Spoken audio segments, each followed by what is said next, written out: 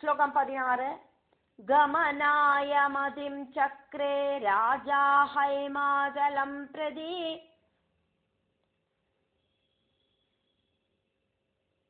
षट्त्रिंशत् वार्षिकं राज्ये स्थापयित्वोत्तरासुदं गमनाय मदिं चक्रे राजा हैमाचलं प्रति षट्त्रिंशत् वार्षिकं राज्ये स्थापयित्वा ഉത്തരാസുതം. യുധിഷ്ഠിര മഹാരാജ ഹിമാലയத்துக்கு போறதுக்கு தீர்மானம் பண்ணினார். 36 வயசு பிராயம் இருக்கிற உத்தரையோடு புத்திரனான பரீட்சித்த ராஜாவாக்கி நியமிச்சார். ശ്ലോകം 17.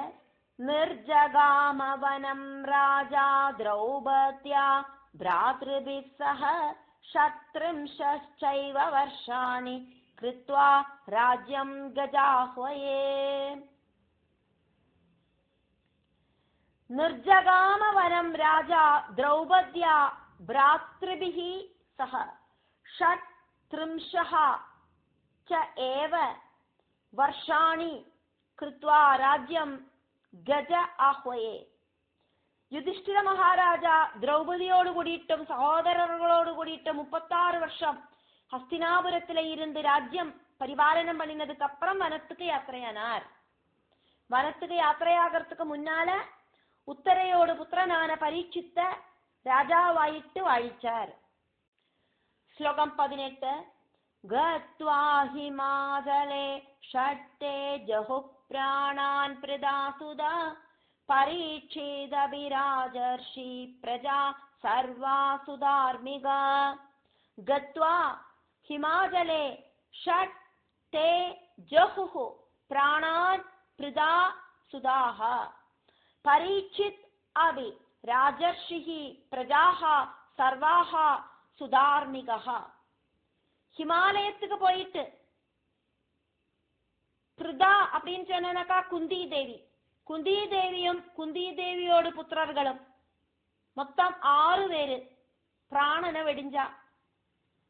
ரொம்ப ரொம்ப தார்மிகனா இருக்கிற, தர்ம நிஷ்டையோடு கூடி இருக்கிற, சுதார்மிகனா இருக்கிற, ராஜர்ஷியா இருக்கிற பரீட்சித்து பிரஜகளை எல்லாம் പരിപാലനം பண்ணினார் அப்படிங்கிறதாக்கும் அடுத்த ശ്ലോകം. ശ്ലോകം 19. അബാലയച്ച രാജേന്ദ്ര ഷഷ്ടിവർഷാണ്യതന്ത്രിത ബഭൂവ മൃഗയാശീലോ ജഗാമജവനം മഹത്. അപാലയച്ച രാജേന്ദ്രഃ ഷഷ്ടിവർഷാണി അതന്ത്രിതഃ ബഭൂവ മൃഗയാശീലഃ ജഗാമ വനം മഹത്. எந்த ஒரு டயர்டும் இல்லாதக்கு 60 வருஷம் ராஜ்யபரிபாலனம் பண்ணினார் பரீட்சித்து. வேட்டையாடுறதுல ரொம்ப ரொம்ப இன்ட்ரெஸ்ட் இருந்தது அவருக்கு. அப்படி இருக்கிற அந்த ராஜா ஒரு நாளைக்கு வனத்துக்கு வேட்டையாடுறதுக்கு கிளம்பி போனார். ஸ்லோகம் 20. வித்தம் மிருகம் விஜின்வானோ மத்யானே பூபதி ஸ்வயம் த்ரிஷிதஸ்ச பரிஸ்ராந்த ക്ഷുദിതശ്ചോത്തരാസുദാ. വിദ്ധം മൃഗം വിജിന്വാനഃ മധ്യാനേ ഭൂപതിഃ സ്വയം ത്രിഷിതഃ ച പരിശ്രാന്തഃ ക്ഷുദിതഃ ച ഉത്തരാസുദഃ. പരീക്ഷിത്തോട് അമ്പ്, அந்த அம்பு கொண்டு சரீரம் முறிஞ்ச மான தேடிண்டு நடக்கிறத மத்தியான வேளை ஆயிடுத்து. அந்த டைம்ல உத்தராபுத்திரனான பரீட்சித்துக்கு பசியும் தாகமும் ஒரு சேர வந்ததுனால தளர்ந்து போயிட்டார்.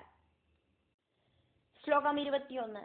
രാജാ ഗർമേണ സന്തപ്തോ ദദർശ മുനിമന്തിക ധ്യാനേ സ്ഥിതം മുനിം രാജ ജലം പപ്രച്ഛ ചാതുര. രാജാ ഗർമേണ സന്തപ്തഃ ദദർശ മുനിം അന്തികേ ധ്യാനേ സ്ഥിതം മുനിം രാജ ജലം പപ്രച്ഛ ചാതുരഃ. ചുട്ടുപൊള്ളற அந்த சமயத்துல மத்தியான வேளையில ராஜா அங்க ஒரு ஆசிரமத்தை பார்த்தார், அங்க ஒரு முனிய பார்த்தார். தியானத்துல உட்கார்ந்துட்டு இருந்த அந்த முனிட்ட ரொம்ப துக்கத்தோடு கூடிட்டு ராஜா கொஞ்சம் தண்ணி வேணும் அப்படின்னு கேட்கிறார். ஸ்லோகம் 22. நோவாஜ கிஞ்சின் மௌனஸ்தச்சுகோபமிருபதிஸ்தத மிருதம் சர்ப்பம் ததாதாய தனுஷ்கோட்யா த்ரிஷாதுர ந உவாஜ கிஞ்சித் மௌனஸ்தஹ சுகோப நிருபதிஹி ததா மிருதம் சர்ப்பம் ததா ஆதாய தனுஷ்கோட்யா த்ரிஷாதுரஹ. மௌனமா உட்கார்ந்துட்டு இருந்த அந்த முனி தியானம் பண்ணிட்டு துரிய அவஸ்தையிலேயாக்கம் உட்கார்ந்துட்டு இருந்தது. பரபிரமத்தில லயிச்சுண்டு தியானம் பண்றதுனால இந்த ராஜா வந்ததோ ராஜா வந்து உட்கார்ந்ததையோ தண்ணி கட்டதையோ ஒன்னும் அந்த முனிக்கு தெரிஞ்சுக்க முடியலை. அதனால ஒன்னும் பேசலை. அப்போ ராஜாக்கு கோபம் வந்தது. இந்த ராஜ்யத்தையே பரிபாலனம் பண்ற ராஜாவாயிட்டு வந்திருக்கிற நான் வந்துட்டு இந்த முனி எந்திருக்கலைனாலும் பரவாயில்லை, கண்ணை திறக்கலைனாலும் பரவாயில்லை, தண்ணி கேட்டுட்டு தண்ணி எங்க இருக்குன்னு வாயால சொல்லவாதும் கூடாதா அப்படின்னு நினைச்சிட்டு கோபம் வருது. தாகிச்சு வளைஞ்ச அவர் அந்த டைம்ல தன்னோட வில்லோடு அந்த எண்டுனால ஒரு செத்து போன பாம்பை அங்க பார்த்தோன்னு அந்த பாம்பை தோண்டி எடுத்தார். എന്നിട്ടോ ശ്ലോകം 23. കലീനാവിഷ്ടചിത്തസ്തു ഖണ്ഡേ തസ്യ നിവേശയത് ആരോപിതേ തദാ സർപ്പേനോവാദ് മുനിസത്തമാ.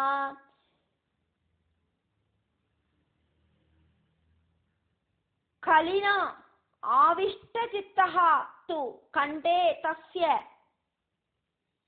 നിവേശയത് ആരോപിതേ തദാ സർപ്പേ ന ഉവാച മുനിസത്തമഃ.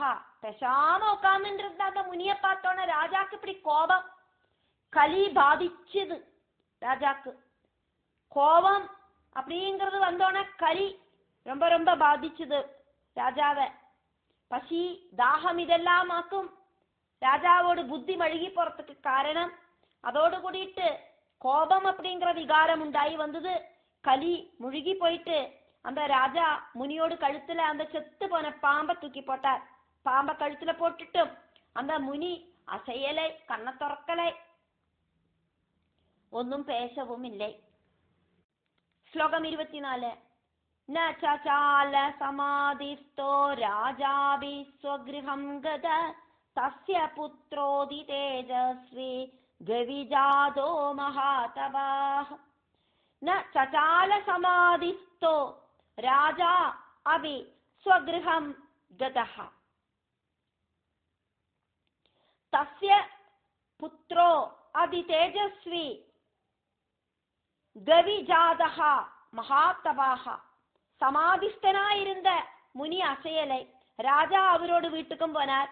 அந்த முனியோடு மகா தபஸ்வியா இருக்கிற அதி தேஜஸ்வியா இருக்கிற கவிஜாதன் அப்படின்னு ஃபேமஸா இருக்கிற புத்திரன். ஸ்லோகம் 25. மகாசக்தோ தசுஸ்ராவ கிரீடமானோ வனாந்திகே மித்ராண்யாஹுஷ்ச தத்புத்ரம் பிதுகண்டே தவாதுனா.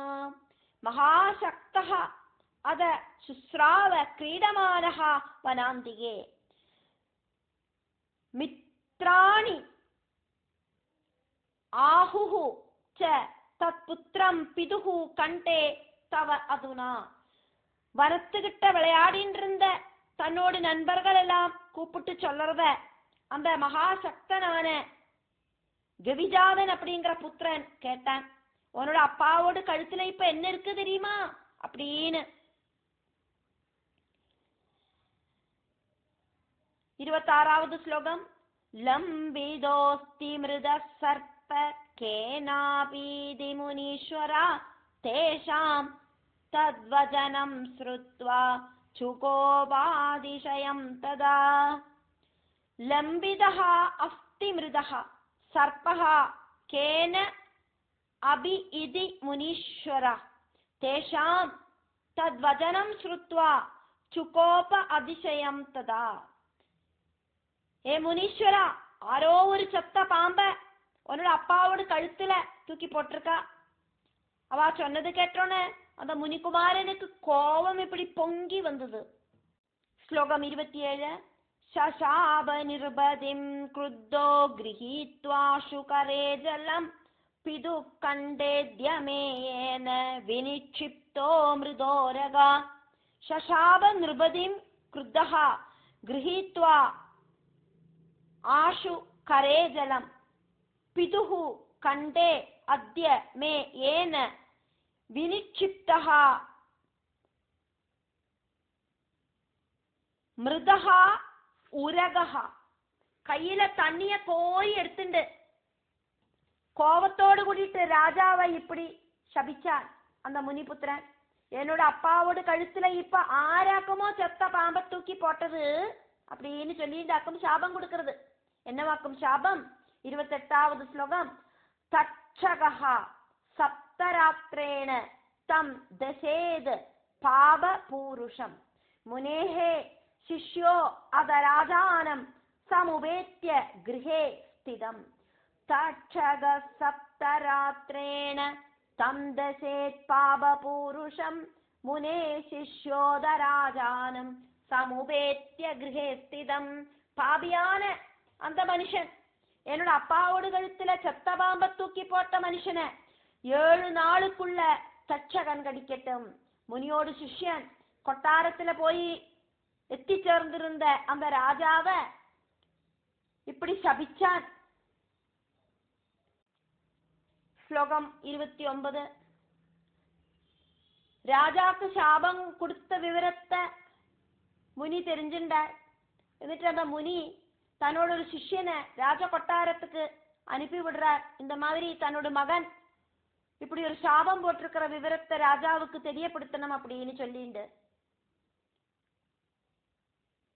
சாபம் நிவேதயாமாச முனிபுத்ரேண சார்பிதம் அபிமன்யு சுதஸ்ருத்வா சாபம் தத்தம் திஜேன வை. சாபம் நிவேதயாமாச முனிபுத்ரேண சார்பிதம் அபிமன்யு சுதஹா ஸ்ருத்வா சாபம் தத்தம் திஜேன வை. முனிபுத்திரன் கொடுத்த சாபத்தை அந்த முனியோட சிஷ்யன் ராஜா கிட்ட வந்து சொன்னான். பிராமண குமாரன் கொடுத்த சாபத்தை கேட்ட அபிமன்யு புத்திரனாயிருக்கிற பரீட்சித் என்ன பண்ணினார் அப்படிங்கிறது 30வது ஸ்லோகம். அனிவார்யம் ச விஜ்ஞாய மந்திரி விருத்தானுவாஜஹ சப்தோஹம் திஜரூபேண மம த்வேஷாத சம்சயம்.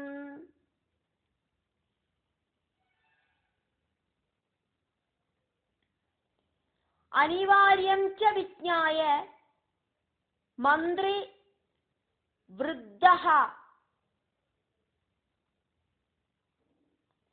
மந்திரி விருத்தான் உவாஜஹ மந்திரி விருத்தான் உவாஜஹ சப்தோ அஹம் திஜரூபேண மம த்வேஷாத் அசம்சயம். பிராமண சாபத்தை தடுக்க முடியாத ஒன்னாக்கும் அப்படிங்கிறத தெரிஞ்சுண்டு மந்திரிகள் கிட்டையும் விருத்தர்கள் கிட்டையும் எல்லாம் ராஜா சொல்றார், என்னோட கோபமாக்கும் பிராமண ரூபம் எடுத்துட்டு என்ன சபிச்சிருக்கு அப்படிங்கிறது உறுதி ஆயிடுத்து. இந்த கோபம் இருக்கிற இடத்துல கலி தாண்டவமாடும்.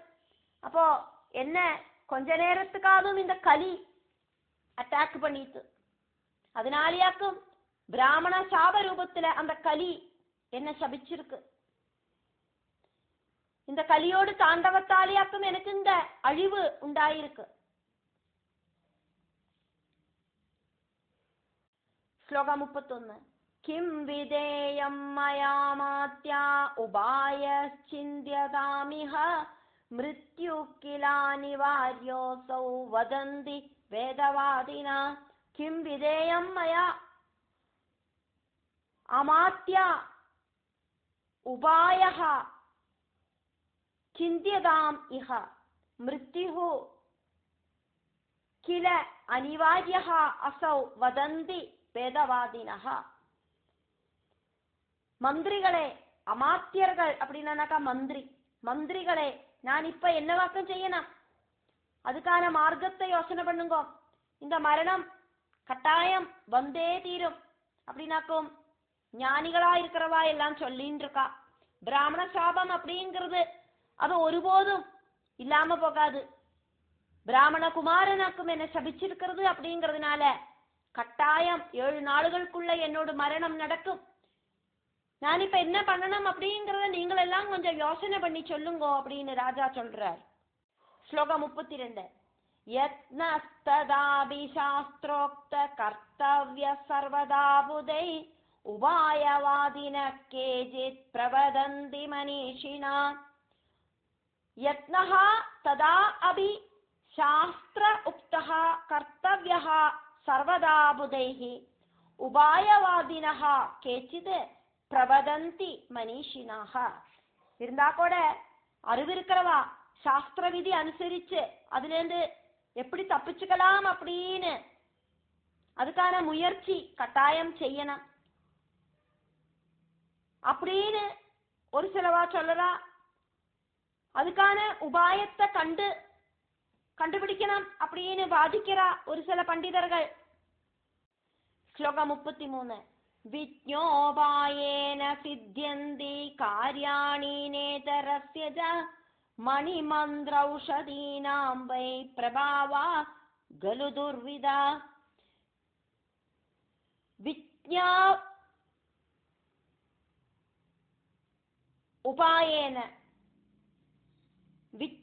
உபாயேன சித்யந்தி கார்யாணி ந இதரஸ்ய ஜ மணி மந்திர ஔஷத ஆதீனாம் வை பிரபாவாக கலு துர்விதா.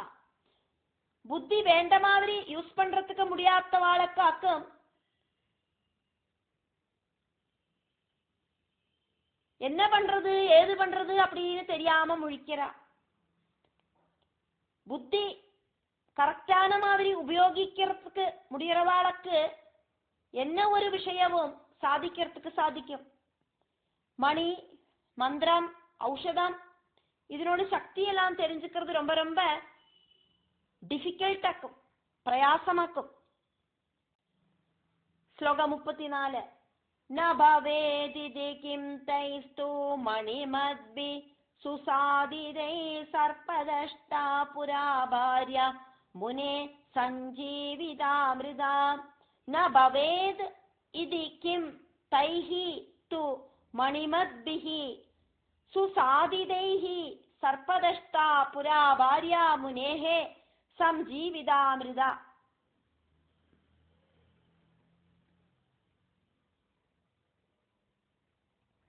என்ன வேணுமானா சாதிக்கிறதுக்கு சமர்த்தமா இருக்கிற பணம் பதவி எல்லாம் இருக்கிறவாளுக்கு என்னவாக்கும் சாதிக்காம இருக்கும். பண்டு காலத்துல சர்ப்பதம்சம் காரணமாயிட்டு இறந்து போன சொந்தம் மனைவிய ஒரு முனி ஜீவிப்பிச்சார் அப்படின்னு கேள்விப்பட்டிருக்கோம். இப்படி பலரும் பலவிதமா அங்க பேசின்னு இருக்கா. ராஜா இப்படி கேட்கிறாரே, என்னவாக்கும் இனி இதுக்கு ஒரு பிரதிவிதி அப்படின்னு கேட்டதுக்கு ஓரோருத்தரும் ஓரோ அபிப்பிராயங்கள் இப்படி சொல்லிட்டு இருக்கிறதையாக்கும் நம்ம பார்க்கிறோம்.